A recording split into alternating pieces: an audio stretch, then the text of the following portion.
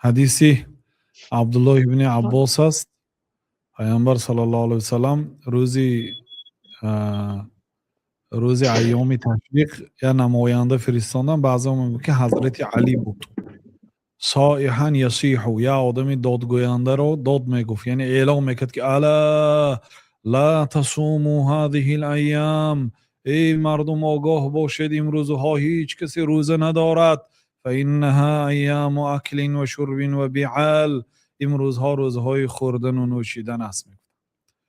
روایتی محمد ابن جریر طبری در کتاب تهذیب الآثار.